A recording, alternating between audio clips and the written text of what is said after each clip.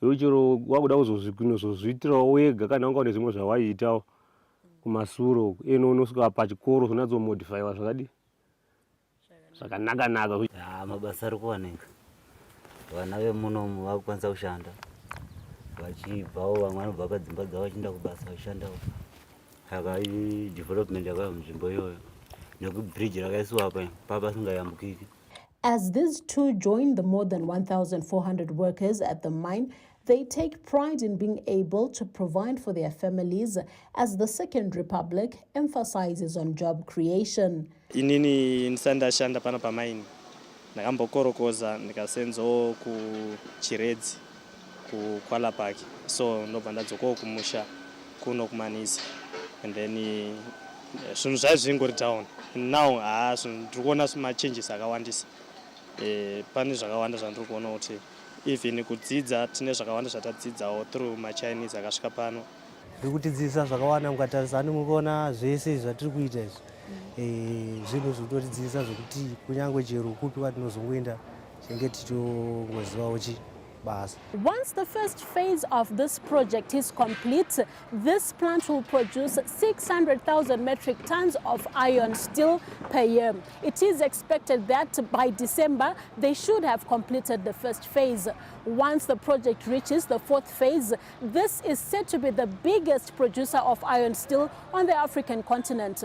Josephine Mugio, ZBC News, Manize. Zimbabwe and the United Arab Emirates are hoping to take advantage of the upcoming United Nations Climate Change Conference, COP28, to strengthen existing ties between the two nations.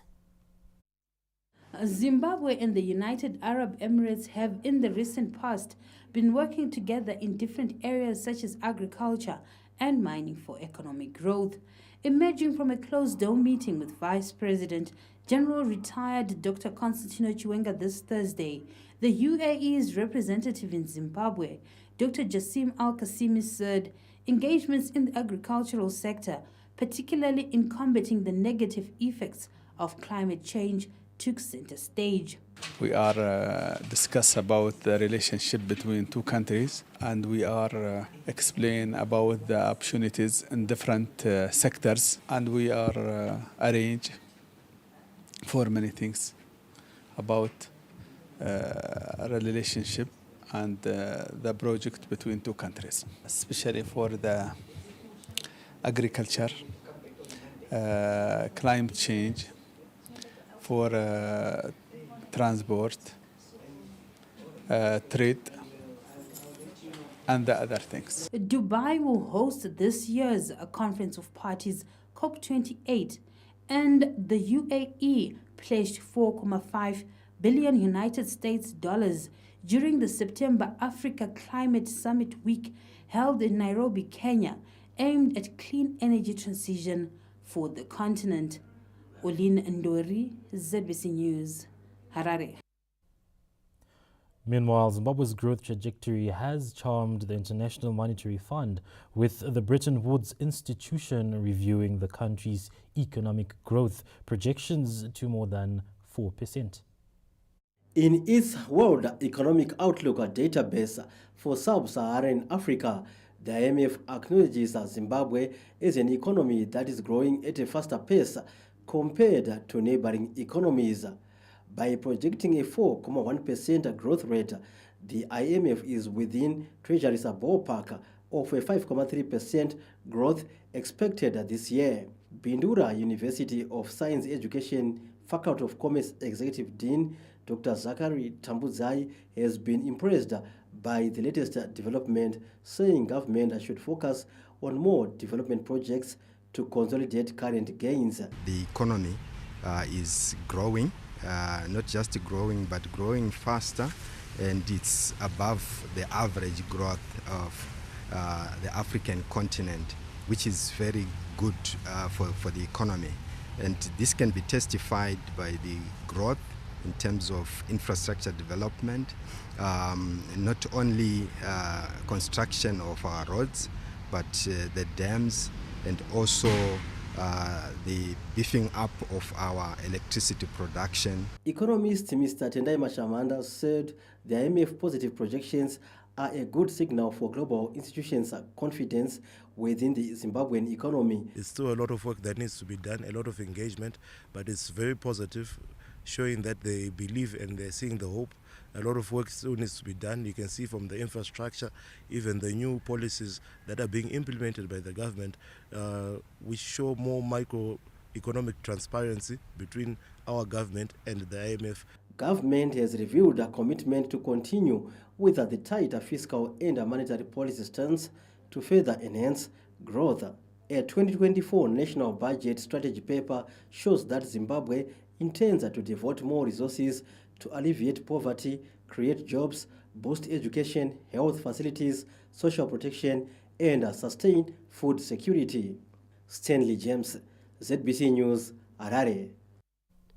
The SADC Electoral Observer Mission has given credit to Zimbabwe for holding a peaceful and orderly general election in August. This was contained in their final report released this Thursday. The final report released by the SADC Electoral Observer Mission SIOM this Thursday commended the people of Zimbabwe for conducting themselves in a peaceful, orderly and exemplary manner during the pre-election phase, voting process and the immediate post-election period. The viewpoints raised in the report have been welcomed by political scientist Dr. Leopold Chakanyuka. As Zimbabweans, we have to be proud of ourselves and having set an example for the rest of the African continent. They've also commended our leaders for encouraging people to conduct themselves in a peaceful manner, which the majority of Zimbabweans listen to. And of course, they've encouraged those perhaps aggrieved parties to utilize the legal processes to have their issues addressed. And of course, they've issued their recommendations, which are very important in a way, but as we have always said, that the recommendations of SADC remains recommendations which are up to us as Zimbabweans to implement, depending or based on the circumstances that we have and situations that we have as a country. The report further commended political leaders for spreading the message of peace and non-violence throughout the electoral cycle, while urging concerned parties to ensure that any grievances with respect to the election results are channeled through the appropriate legal processes to exhaust domestic legal remedies. However, according to the Electoral Act, aggrieved parties have up to 14 days to raise their concerns, which did not take place post-election. The most important part we look at here is SADC has given a very good advice to all. If there is a problem with elections, the first thing you do, you exhaust your local, your domestic channels. That is, if there is a problem with elections, make a complaint to ZEC within 14 days. If ZEC doesn't satisfy you, take the matter to court. By not engaging the domestic channels, CCC had actually said everything was fair and fine. Zimbabweans went to the polls on the 23rd of August, and President Emmerson Mnangagwa won 52.6% of the vote, with CCC leader Nelson Chamisa garnering 44% of the votes cast. Olina Ndori, ZBC News, Harare. Government has dismissed claims by Citizens Coalition for Change leader Advocate Nelson Chamisa that there is a post-election crisis in Zimbabwe.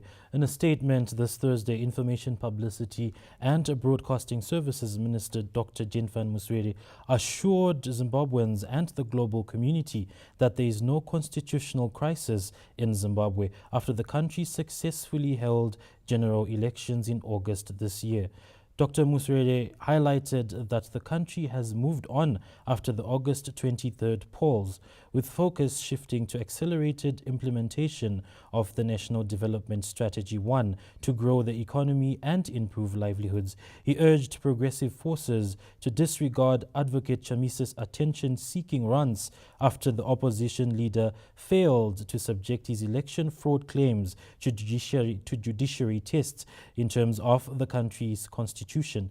Dr. Muswere noted that threats to disengage from parliamentary duties will be disserviced to the electorate, adding that parliament business will not be affected as a quorum constituted renders August House business legitimate and legal. Minister Muswere said internal contradictions of political party do not point to a national crisis. Meanwhile, the Citizens Coalition for Change's double standards have been exposed after the opposition party's legislators attended the Committee on Standing Rules and Order, despite the party's decision to disengage from parliamentary activities. The move by the opposition political party members to attend the Committee on Standing Rules and Order this Thursday comes barely a day after Triple C leader Nelson Chamisa directed them to disengage from parliament business. The development has left Chamisa in the court as his trusted lieutenants such as Amos Chibaya, Jameson Timpa and Cecil Zwizai were among those who attended the meeting contrary to his directive. During the meeting, National Assembly Speaker Advocate Jacob Mtenda explained what transpired during the fruitful engagement. We've assigned committee members to various portfolio committees, as well as members of the thematic committees in the Senate. We also did the allocation of members to regional and international organizations. Triple C legislators are part of the portfolio committees that have already been set up to enable parliament business to progress smoothly. Bruce Shawanda, CBC News, Harare. The 16th edition of the Hlanganani World Tourism Expo kicked off in Bulawayo this Thursday, with local exhibitors optimistic that the event will promote Zimbabwe as a destination of choice.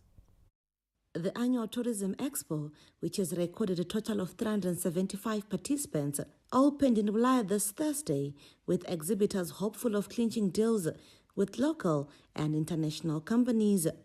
In an interview with this news screen Bulawayo this Thursday, buyers, local and international exhibitors cited this edition as bigger and better in terms of quality of products and services offered. For us specifically as Goneresho, a national park, people have been interested to find out where we are from. They want to know what products we offer.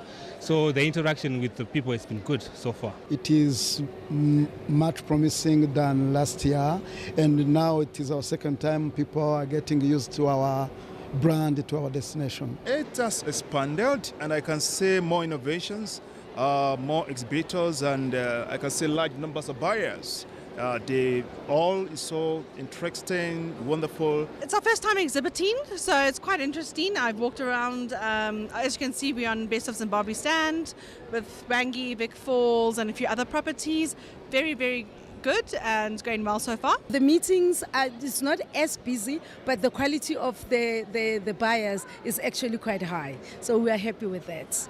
Day one of the Premier Tourism Expo was characterized by a business breakfast where the Minister of Tourism and Hospitality Industry engaged players in the sector on how to propel Zimbabwe towards achieving a $5 billion United States tourism economy by 2025. The most important message in there was that we rise together as tourism sector and fall together as tourism sector. We want to bridge this gap that is between the industry, which is the private sector, and the government. We want to work together. We want to understand what exactly are the issues, the bone of contention between us, the government, and the industry, and correct things. Nothing is impossible if we work together. Alongside the business-to-business meetings, the Zimbabwe Tourism Authority and Zimbabwe Investment and Development Agency, ZIDA, announced that they will launch the tourism investment matchmaking platform this Friday. The platform is designed to bring together tourism promoters and investors. Already from the start, there is something for any investor to start looking at. On the investment side, we are looking at both the foreign investor and the local investor. We're working very closely with ZIDA so that they can assist us in growing the product that is Destination Zimbabwe, as they are the experts in this area. So the product that is coming through and that is being launched tomorrow is as a result of us working together and us realizing that we need together to be together and to work together to produce the destination that Zimbabwe is looking for. The Sanganai Hlanganani Tourism Expo acts as a key platform for tourism players, while positioning Zimbabwe as a leading destination for tourists from across the globe. Yolanda Moyo, ZBC News, Bulawayo.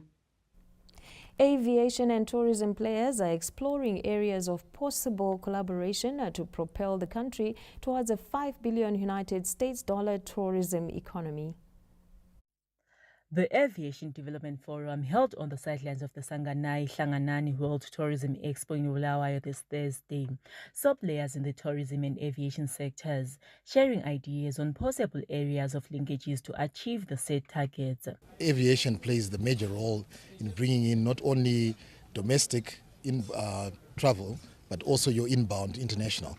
So it's very key that there's good synergies between the two sectors of the economy in relation to travel. What we see at present is a close collaboration between the aviation players and the tourism industry, where we see airlines coming together with their partners, be it hotel operators and authorities, your Zimbabwe Tourism Authority, and on the aviation side as well. It was also highlighted that aviation is at the center of advancing domestic and international tourism, as well as trade in the country. Air transport remains a key enabler, I would say the lifeblood of the tourism sector. And it has always been the case, and it will still remain so. That's why we always emphasize the importance of air transport. The Aviation Development Forum is one of the key events being held on the sidelines of the Sanganai Hlanganani World Tourism Expo, which has brought together over 300 local and international exhibitors in an effort to promote Destination Zimbabwe. Lisa Masuku, ZBC News, Bulawayo. You're watching the main news. Remember, these and more stories are available on our website at www.zbcnews.co.zw. Or you could visit our social media platforms, that is at ZBC News Online, as well as our WhatsApp platform at ZBC News Online as well. Still to come in this bulletin. A death toll in Gaza surpasses 1,000 following Israeli air strikes. Raging battles between Israel and Hamas continue for the 6th consecutive day. And in sport, Premier Soccer League fixtures to go ahead as scheduled. We take a break. We'll be back shortly with more news.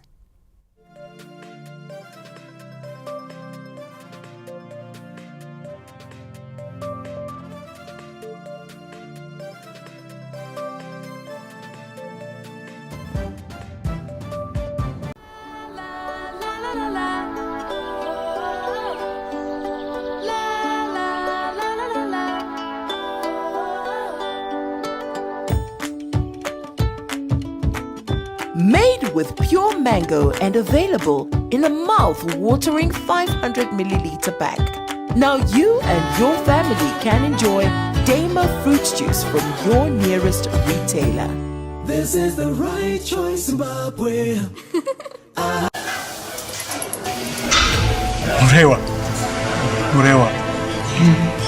Murewa. Namzu. Sasa yiri kunaka anditika. Saka sei usiri kudya huku. Mashura. Salsa nakapfura huku. Asi why but na salsa iri rakabikwa nechibage che national test seed. Ndosaka mamaster farmer achenda ku national tested seed. Shandisa mbeu dzemaguta NTS 51, NTS 45 kana NTS 43. Imbeu zine early to medium maturity dzinokupa vakuru up to 10 tons per hectare. Zvakare ine high drought resistance. Manya pachitoro chiri pedyo newe ubate yako. Shandisa mbeu yesadza. National tested seed. Mbeu yehurudza. Important notice from the Ministry of Health and Childcare. The 4th round of polio vaccination for all children under 5 years of age in Zimbabwe starts on Tuesday 10 October to Friday 13 October 2023. Ministry of Health and Childcare teams will visit homes to vaccinate and protect all children. Vaccination will also take place in all health centers, markets, churches, bus stations, and other public places during these days. The nationwide polio vaccination campaigns were initiated in 2022 following the detection of poliomyelitis cases in Malawi and Mozambique. Polio is a dangerous disease that can cause paralysis or death of children. Protect your child by having them vaccinated from 10 to 13 October 2023. The child's left finger will be painted to indicate that they have been vaccinated. Let us join hands to keep Zimbabwe polio-free. This message is brought to you in the best interest of children by the Ministry of Health and Childcare, with support from WHO, UNICEF, and other partners.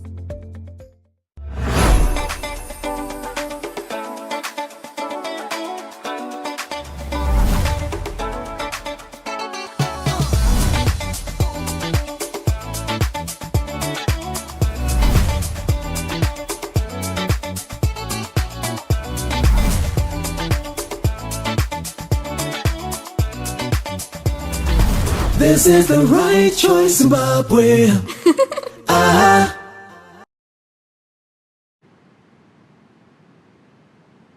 1,500 movies? I don't want this flight to end. Imagine a future where Zimbabwe's mineral wealth is fully harnessed, fueling a vibrant and prosperous economy. At the forefront of this economic transformation stands one industry: mining.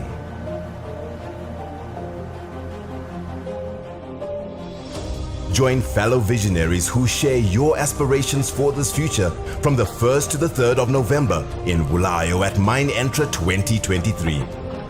As the gateway to boundless prospects in mining and mineral enrichment in Zimbabwe, Mine Entra brings together experts in mining, transportation, engineering, and construction industries. Mine Entra 2023, accelerating economic transformation through mineral beneficiation.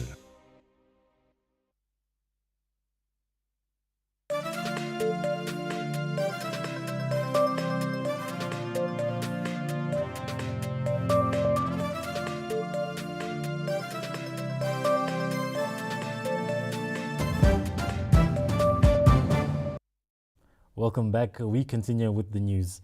The death toll in the Middle East continues to rise, with Israeli airstrikes hitting targets in Gaza City as raging battles between Israel and Hamas entered day 6.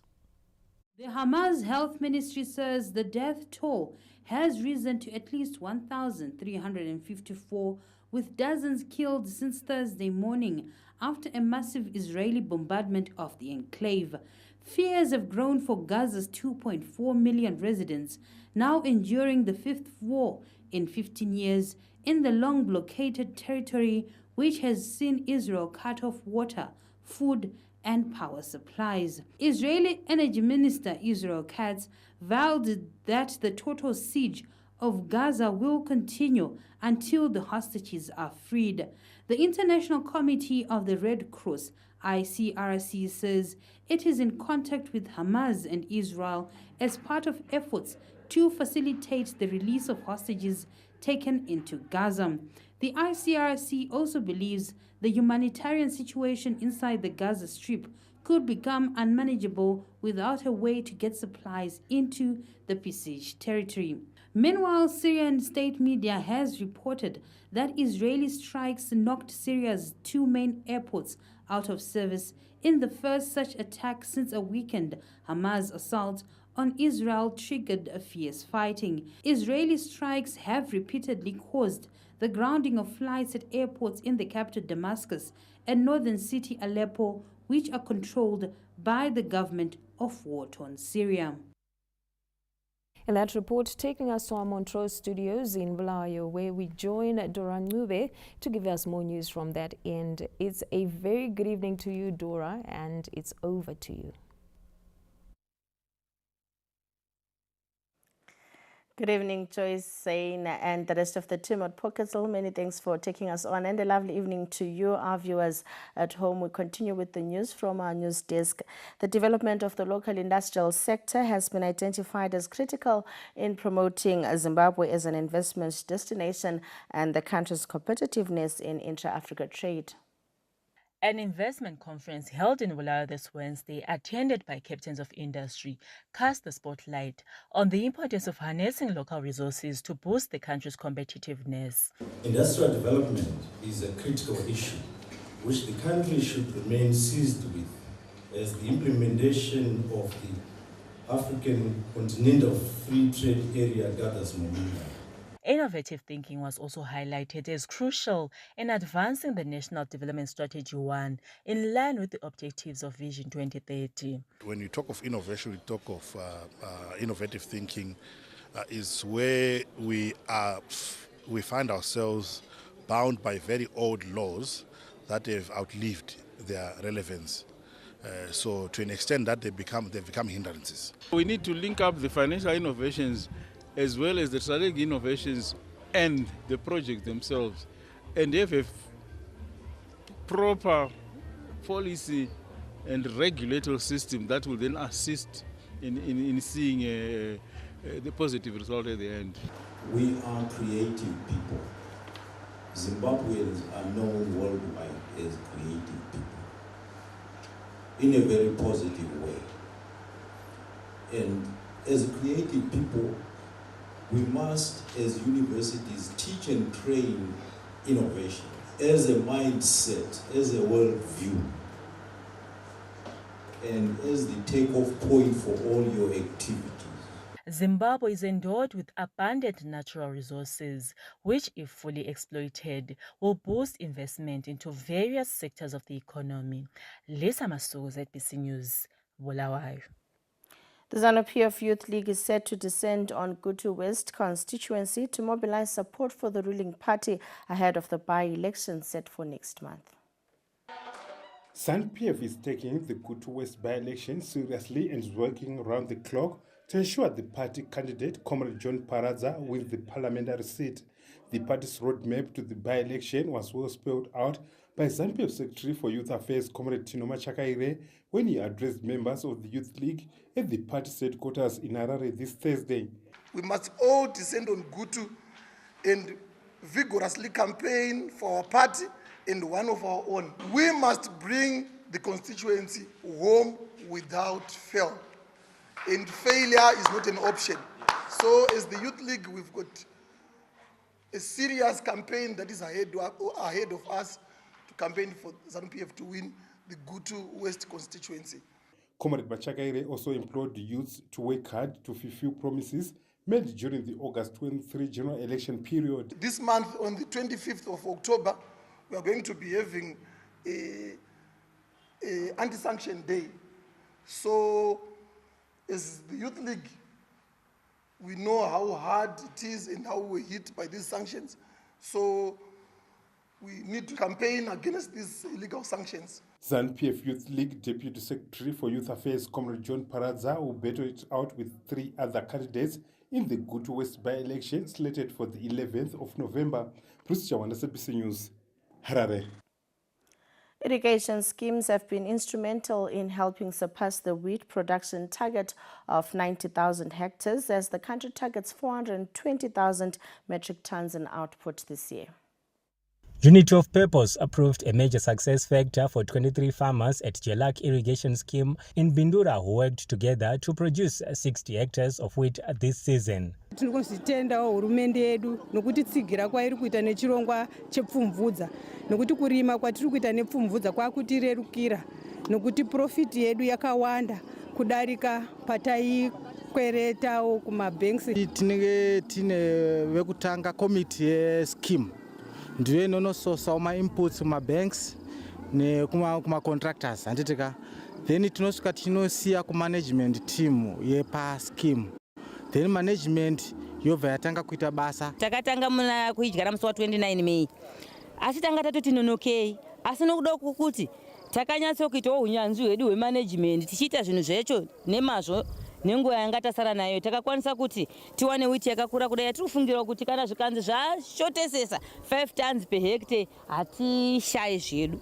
The irrigation scheme is one of many which helped farmers to produce 90,192 hectares of wheat, a record for the country, guaranteeing food security. Ndoda kuti ndikutendei varimi vejelaki kuti makadaira pazvirongwa zvehurumende. Mwaka wakadarika takakwanisa kuita wheat yakasvika pa 370,000 yematani. Saka isusu senyika tinodya 360,000. Kureva kuti gore rakapera takasara ne10,000 mu-strategic grain reserve.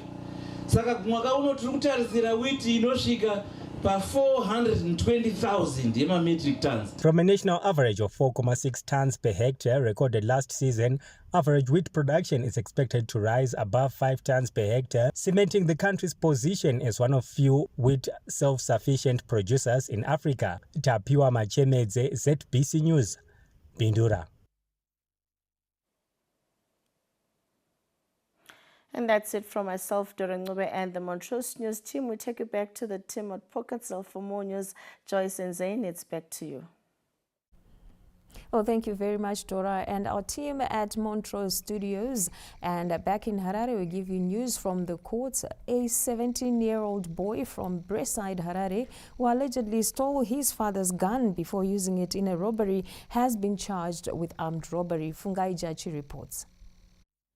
The boy allegedly stole his father's gun, which was in the car, before he connived with his friends to rob a cell phone dealer. It is alleged that they lured the complainant, pretending to be potential buyers of iPhones, which he was selling. It is further alleged that the boy and his co-accused went on to rob the complainant when he arrived before fleeing.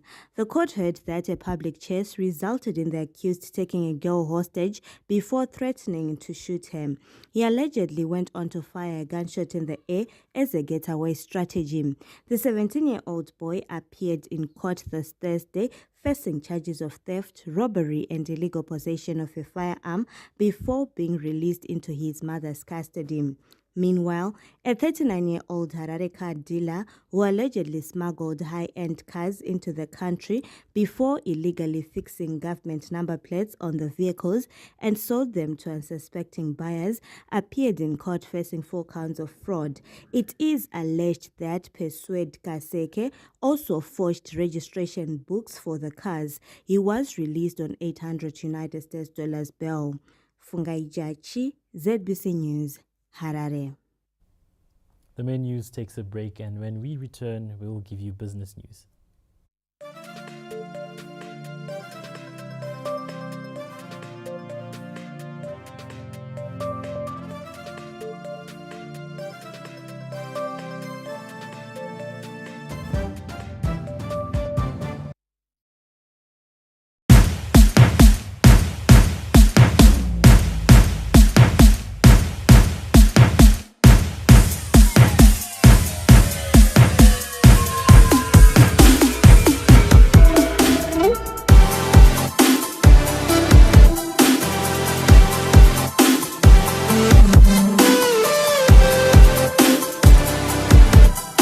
This is the right choice, Zimbabwe.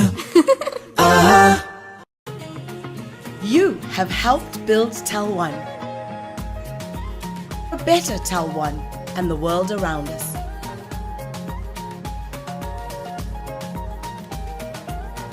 A better world where we can live together, learn together, play together, work together, grow together. Our journey together continues today. Now we must focus on making our future even better. A better future for our children. Join us and let us do this together. Tel One, the future is better together. Important notice from the Ministry of Health and Childcare. The fourth round of polio vaccination for all children under 5 years of age in Zimbabwe starts on Tuesday 10 October to Friday 13 October 2023. Ministry of Health and Childcare teams will visit homes to vaccinate and protect all children. Vaccination will also take place in all health centers, markets, churches, bus stations, and other public places during these days. The nationwide polio vaccination campaigns were initiated in 2022 following the detection of poliomyelitis cases in Malawi and Mozambique. Polio is a dangerous disease that can cause paralysis or death of children. Protect your child by having them vaccinated from 10 to 13 October 2023. The child's left finger will be painted to indicate that they have been vaccinated. Let us join hands to keep Zimbabwe polio-free. This message is brought to you in the best interest of children by the Ministry of Health and Childcare, with support from WHO, UNICEF, and other partners.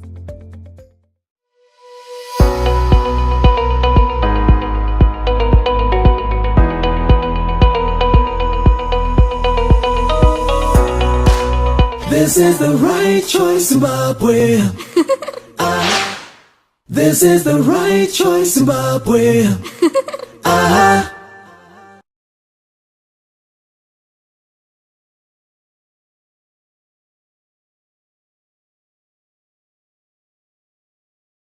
Just close the doors, and you're in a world of your own.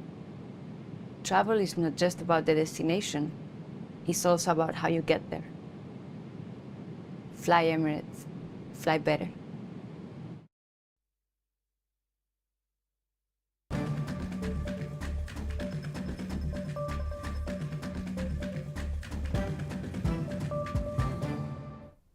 Welcome back. You're still watching the main news. We jump straight into our business news, where Zimbabwe has intensified measures to guard against money laundering that is prejudicing the economy of billions of dollars in potential revenue yearly. A recent United Nations study shows that Africa has lost in excess of $1 trillion due to money laundering over the past 50 years.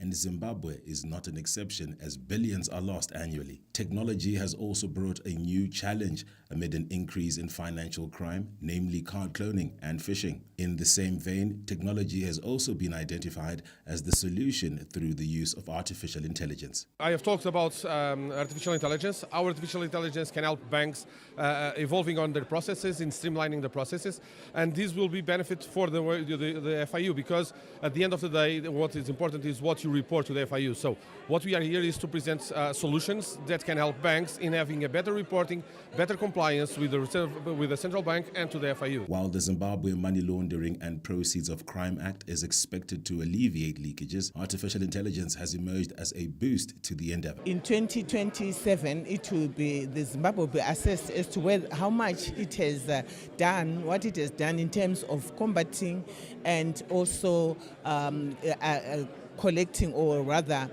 recovering assets. So at the moment we have a target of $1 billion United States dollars worth of assets that we believe illicitly gotten, and that the country has to recover those. With the advent of virtual assets, the public's concern with regards to the safety of their digital currencies will be met through compliance by financial institutions. When you talk of virtual assets, the international standards require countries to make sure that we regulate them, to make sure that criminals don't use things like crypto assets for money laundering purposes and for financing of terrorism. As Zimbabwe goes towards digital financial assets, new forms of protective measures such as artificial intelligence are being adopted to ensure continued economic growth. Farai Gwaze, ZBC News, Harare.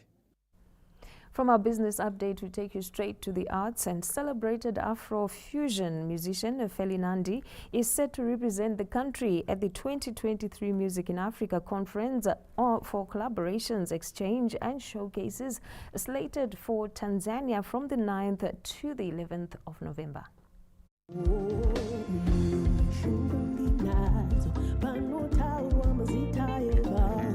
The Ndonaiwe hitmaker, who is currently riding on the success of her hits including Mubaye and Kukutadzirai, will join various artists from Africa, including South Africa's Sho Majozi, Damien Soul from Tanzania, Noah Hakati from Tunisia, DRC's Ngwaka Sound System, and Ghana's A Lost Man at Access, which is a Pan-African trade show for music industry players to exchange ideas, discover new talent, and create business linkages. We have an Access conference in Tanzania in November, so that's where we will be. It's a festival, it's a big one.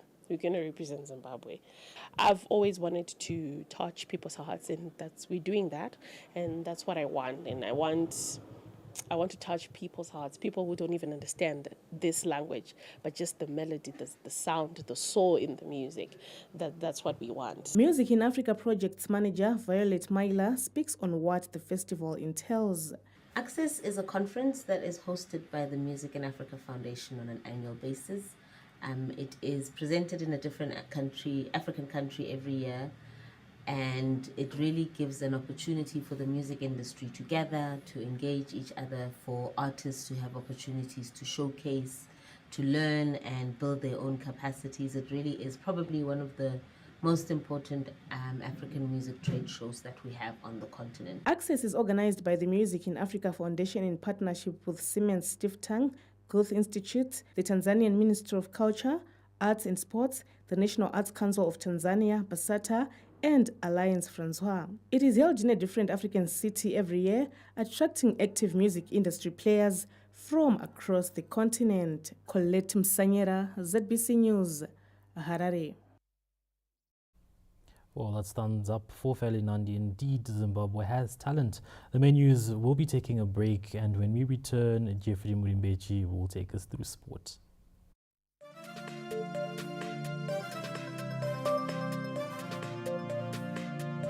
Important notice from the Ministry of Health and Childcare. The fourth round of polio vaccination for all children under 5 years of age in Zimbabwe starts on Tuesday 10 October to Friday 13 October 2023. Ministry of Health and Childcare teams will visit homes to vaccinate and protect all children. Vaccination will also take place in all health centers, markets, churches, bus stations, and other public places during these days. The nationwide polio vaccination campaigns were initiated in 2022 following the detection of poliomyelitis cases in Malawi and Mozambique. Polio is a dangerous disease that can cause paralysis or death of children. Protect your child by having them vaccinated from 10 to 13 October 2023. The child's left finger will be painted to indicate that they have been vaccinated. Let us join hands to keep Zimbabwe polio-free. This message is brought to you in the best interest of children by the Ministry of Health and Childcare, with support from WHO, UNICEF, and other partners. 1,500 movies? I don't want this flight to end. It's the Premier League, all on DSTV. All the goals, clashes, and moments. All of Rashford, Salah, and Saka. This start is getting better and better and better. All in HD. It just makes no sense. Available on all these bouquets to choose from. To watch on all these devices. Stay connected for all the action. It's the Premier League, all on DSTV.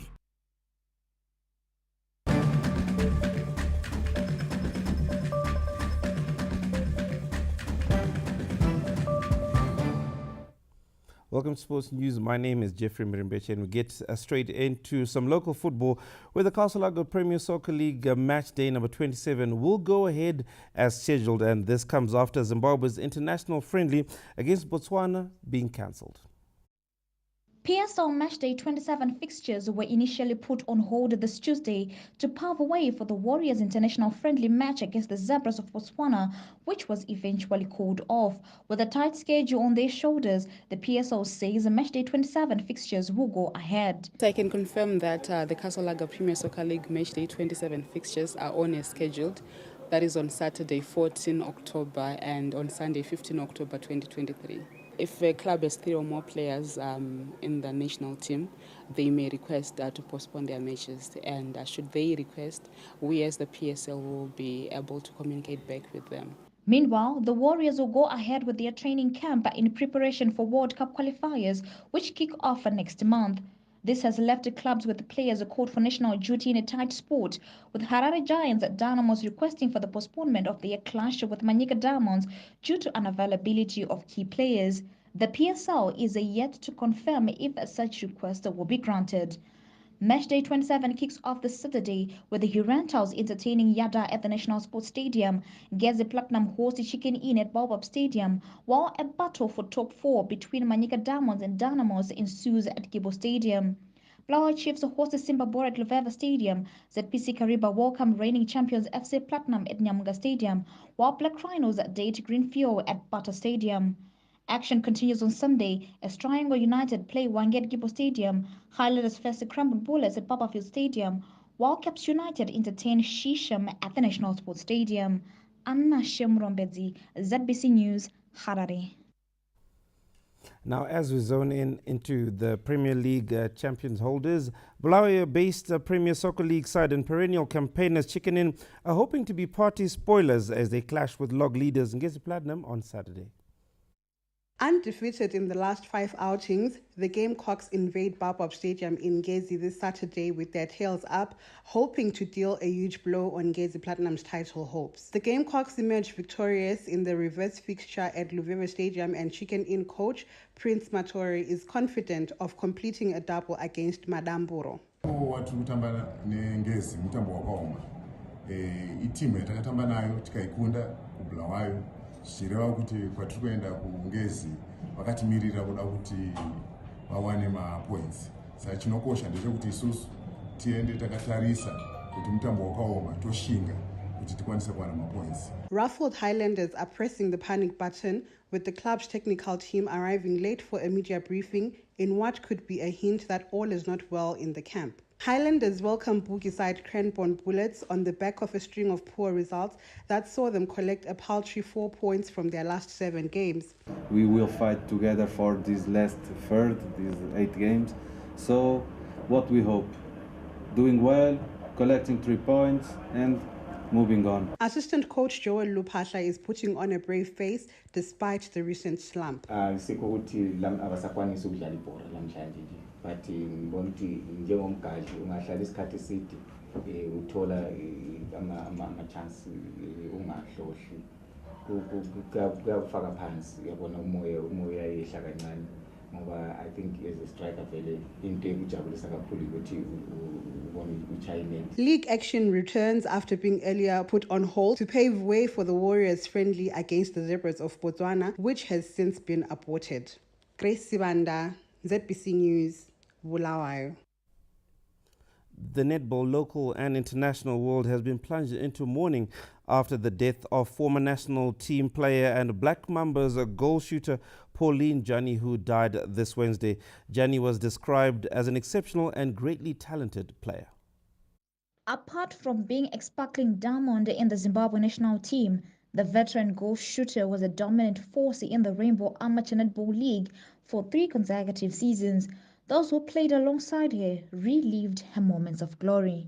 Pauline was a good person, a very talented girl. She was a nice person, always laughing, always smiling, talking to everyone. She never looked down upon anyone. I think everyone will agree with me that she was the best, one of the best shooters in Africa. I remember 2016 she turned on the national team. Did go shooters a year. She was the first person I turned on Tambira. I in the Simbiza. Shero, uri mwana mdiki, usachike. Akangofanana raunotamba club, nero uchanotamba national team.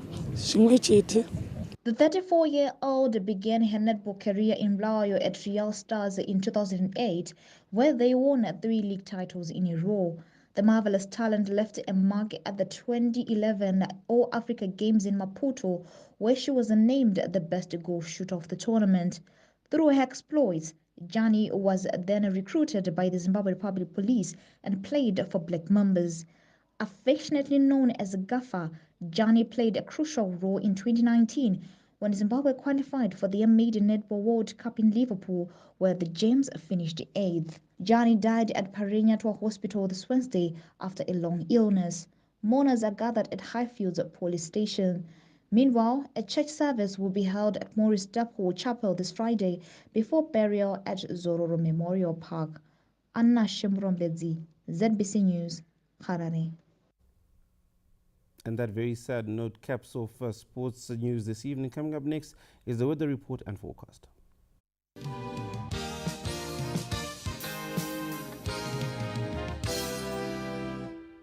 Hello viewers, welcome on tonight's weather report and forecast courtesy of the Met Department. I'm Linia.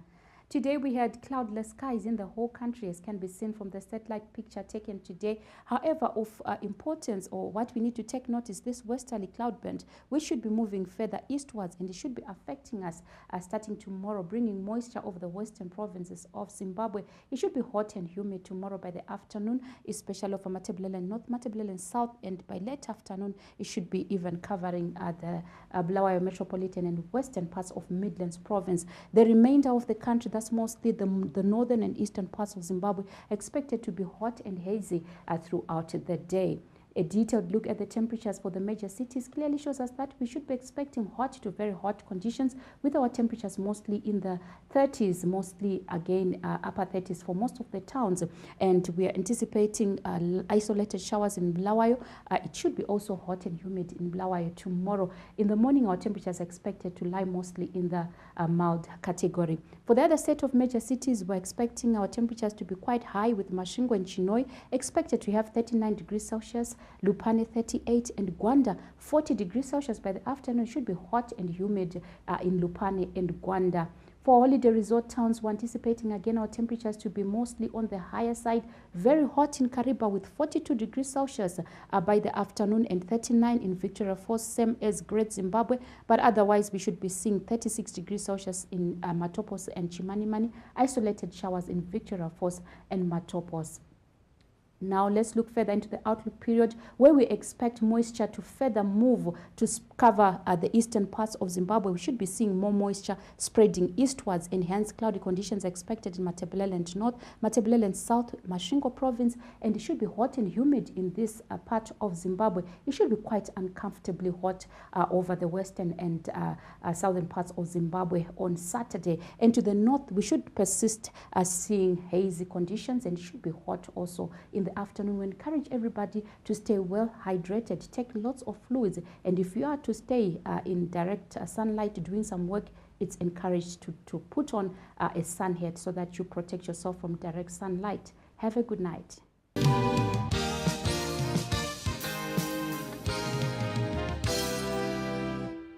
Well, that puts a cap on tonight's bulletin from all of us here. It's good night. Good night.